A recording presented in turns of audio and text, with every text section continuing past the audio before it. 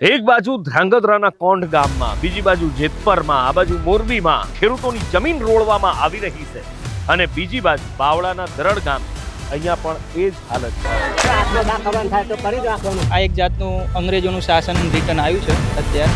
દમન અહીંયા પણ શરૂ કર્યું. એ જ દ્રશ્યો, જે દ્રશ્યો આપણે ધ્રાંગધ્રામાં જોયા, જે દ્રશ્યો આપણે મોરબીમાં જોયા, જે દ્રશ્યો અલગ અલગ ગામોમાં જોવા મળ્યા. ના વચલા વચોટિયા કહેવાય ને કે પોલીસ તંત્ર, એમને વચોટિયા તરીકે એમને મૂક્યું. જો ધાક ધમકી તમે કરો તો એ તો તમને મારપીટ કરીને અંદર કરી દે છે. આરામથી વાત કરો. પોલીસ સામે તો આપણે કંઈ બોલી શકવાના નથી.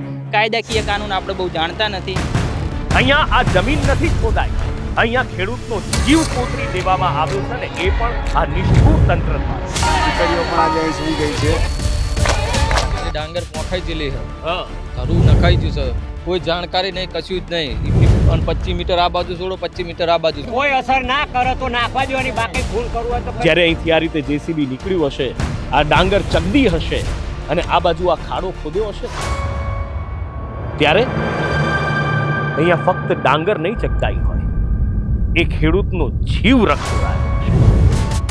સીઝન તો પૂરી થઈ જાય પણ શિયાળો સીઝન ના થાય. તમે જોઈ શકો. હા, શિયાળુ season જ એટલે કામ બંધ થઈ જવાનું. એટલે પછી અત્યારે સીઝન તો ફેલ, શિયાળુ સીઝન ફેલ. આ રાક્ષસ જેવા મશીનો છે. જુઓ તો ખરા, જ્યારે આ મશીનો એ ધરતીને ચીરતા હશે ત્યારે ખેડૂતના મન ઉપર શું વીતતી હશે. આ મશીનનો ઘા એ જમીન પર નહીં, એ ખેડૂતના કાળજે. આમાં કાયદાકીય રીતે આનો ભંગ જ છે. બંધારણીય કાયદામાં આવું લખ્યું જ નથી કે તમારી પ્રાઇવેટ પ્રોપર્ટીમાં કોઈ બહારનો થર્ડ પાર્ટી કોઈ ઘૂસી શકે. જમીન એ માં છે, ખેડૂતની આજીવિકા છે, એમના પૂર્વજોએ આપેલું એમનું સંભારણું છે. પણ આ સંભારણા ઉપર જ્યારે આવો ઘાત થાય, આવો પ્રહાર થાય, ત્યારે ખરેખર આત્મા ચીરાઈ જાય. કઈ લોટ છે ને કશું નહીં. ડાયરેક્ટ પોલીસ આવી, જીસીબી ઉતારી ડાયરેક્ટ ગાળવાનું ચાલુ કરી નાખ્યું. પોલીસના ટોળે ટોળા, ધાડે ધાડા આવ્યા, સરકારી અધિકારીઓ આવ્યા, જેસીબી મશીનો આવ્યા અને એની સાથે આવ્યા ખેડૂતોના કપરા. એ પહેલાં ચાલતું હતું ને ફોર્સ લેબર ને આ ટાઈપ, એ ટાઈપ આપણાથી બસ એની એ જ પ્રથા આપણે પાછી ચાલુ થઈ ગઈ છે એવું જ માનવું. ક્યાં છે સંવેદના? સંવેદનશીલ સરકાર કહેવાય છે. આવી હોય સંવેદના? એકવાર અંદર જોઈને જોજો, ક્યાંક માહિલો મરી તો નથી ગયો.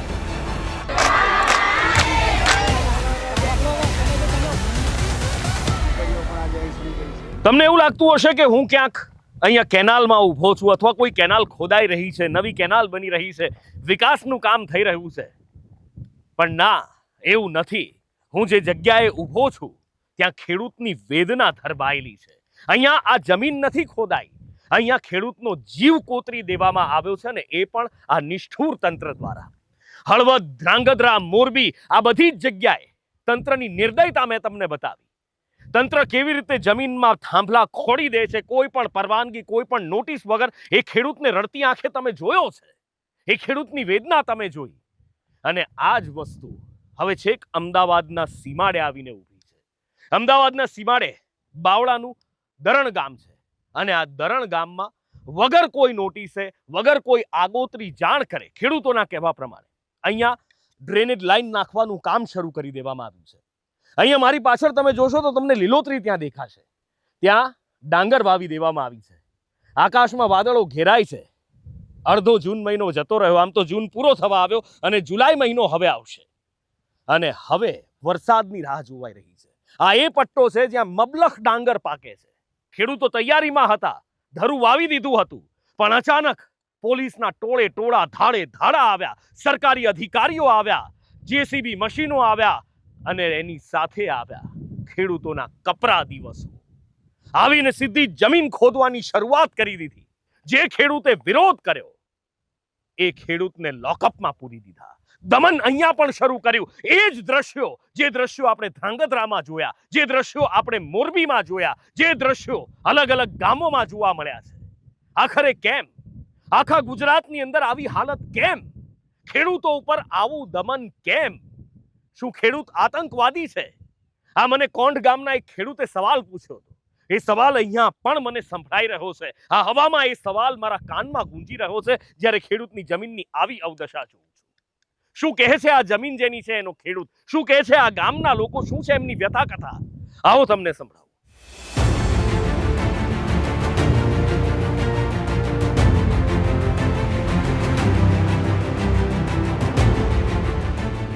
અહીંયા શું કરી શું રહ્યું છે પ્રશાસન? પ્રશાસનમાં કે કોઈ ખેડૂતને કે કોઈને કીધું નથી હમ. કાંઈ પણ. કઈ જાણ અને નહીં. આ જાણ કર્યા વગર ડાયરેક્ટ એમને Direct ખોદવા માંડ્યું નથી. અમને વળતર હાલવાનું કે વળતર વગેરે ડાયરેક્ટ એમને ચાલુ કરી દીધી લાઈન ખોદવાની. ડાયરેક્ટ ચાલુ કરી દીધી લાઈન, કોઈ આગોતરી નોટિસ કઈ જાણ? કઈ નહીં કઈ લોટી છે નહીં, કશું નહીં. ડાયરેક્ટ પોલીસ આવી, જીસીબી ઉતારી ડાયરેક્ટ ગાળવાનું ચાલુ કરી નાખ્યું. ડાયરેક્ટ પોલીસના જોરે જ? હા બસ. અચ્છા, અહીંયા સર્વે નંબર કોઈનો છે એવું મને જાણવા મળ્યું કે અહીંયા સર્વે થયો તો ખરો પહેલા? સર્વે કોઈ થયો ના, નથી. કઈ નહીં કઈ સર્વે થયો જ નથી. તમને કોઈ સર્વે જોવા માટે આયા, માપણી કરવા પહેલા? માપણી કરવા કઈ આયા નથી. ડાયરેક્ટ ખોદવાનું ચાલુ કરી દીધું એમને.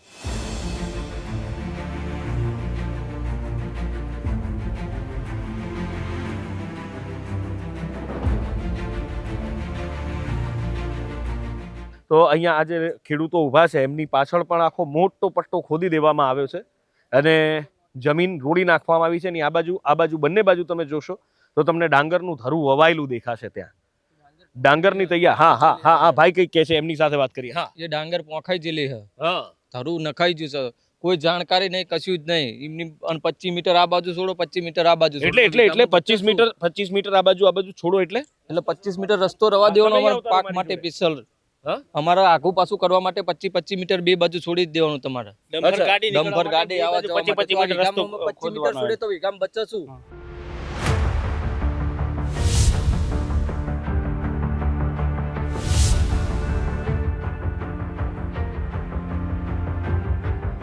ખેડૂતોએ વાવણી કરી લીધી છે, વરસાદની રાહ જોઈ રહ્યા છે. આ પટ્ટામાં મેં કહ્યું ને એમ મબલખ ડાંગર પાકે છે. આ છે એ ડાંગરનું થરું. જમીન અત્યારે કોરી છે કારણ કે વરસાદની રાહ જોવાઈ રહી છે. જેટલો વધારે વરસાદ એટલી જ સારી ડાંગર. આ ડાંગરમાં અહીંયા ચાલતા મારો જીવ કચવાય છે, પણ મારે તમને બતાવવું છે એટલે અહીંયા હું આવ્યો છું. અને આમ પણ અહીંયા તમે જોશો તો આ જેસીબીના પટ્ટાના નિશાન છે. એનો જે પેલો બેલ્ટ આવે જેનાથી એ ચાલતું હોય, આ બંને બાજુ અહીંયા અને પેલી બાજુ તમે જોશો અહીંયાથી જેસીબી નીકળ્યા છે આ ડાંગરને ચગદીને. અને એક વાત તમને કહું, જ્યારે અહીંથી આ રીતે જેસીબી નીકળ્યું હશે, આ ડાંગર ચગદી હશે અને આ બાજુ આ ખાડો ખોદ્યો હશે ને, ત્યારે અહીંયા ફક્ત ડાંગર નહીં ચગદાઈ હોય, એ ખેડૂતનો જીવ રક દોડાયો હશે.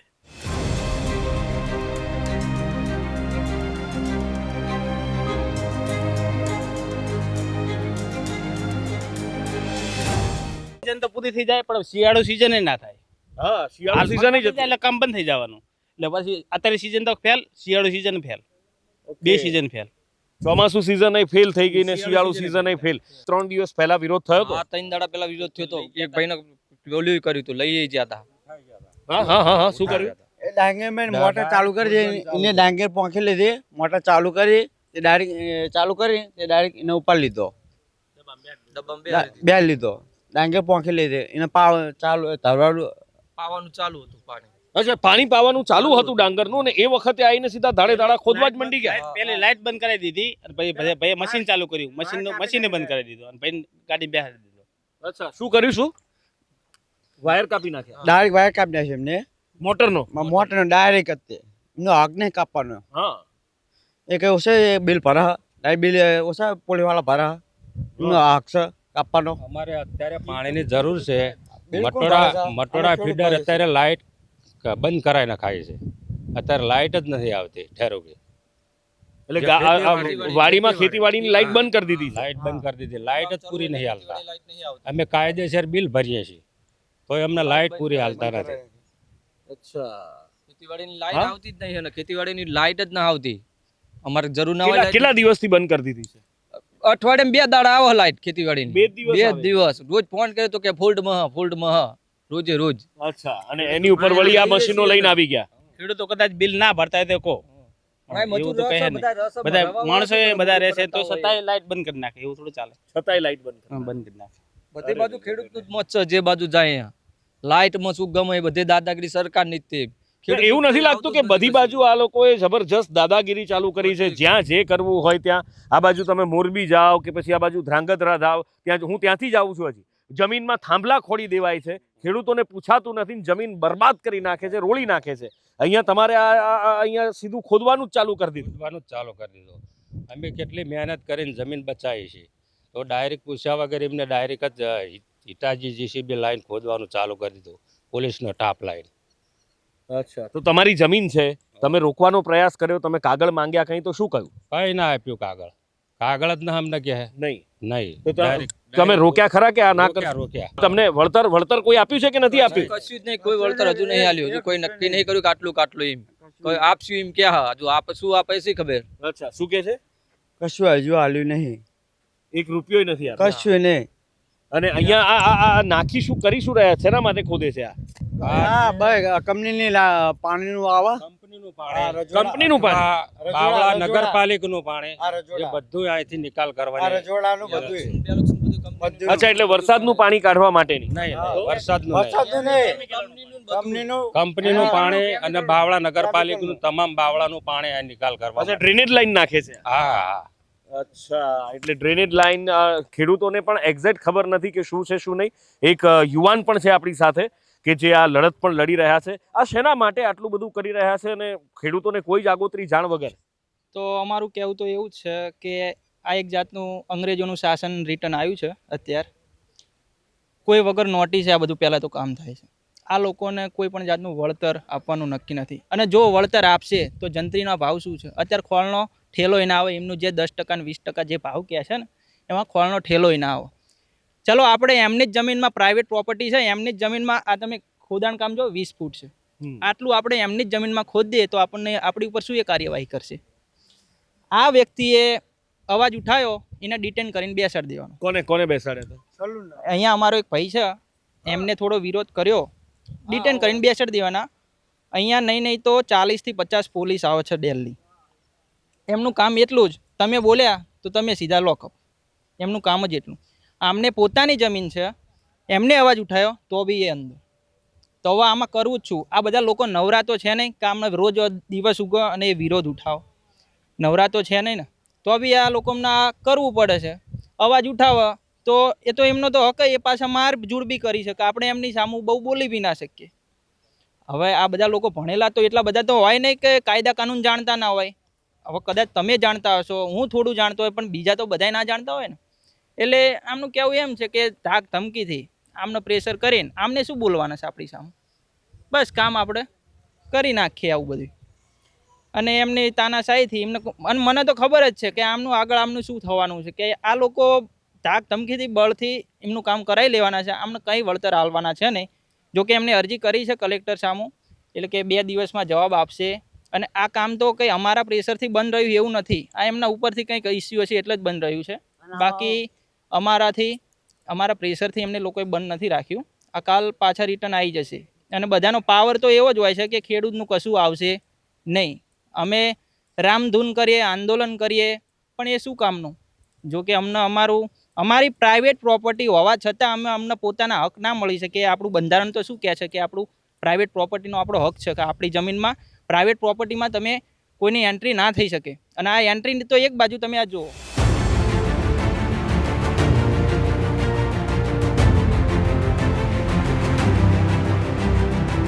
અત્યારે તો ફક્ત ત્યાં જમીનમાં ખાડા ખોદવામાં આવ્યા છે. આ ખેડૂતોની વેદના તમે સાંભળી, પણ એ ખેડૂતોની વ્યથા એમનેમ નથી નીકળી રહી.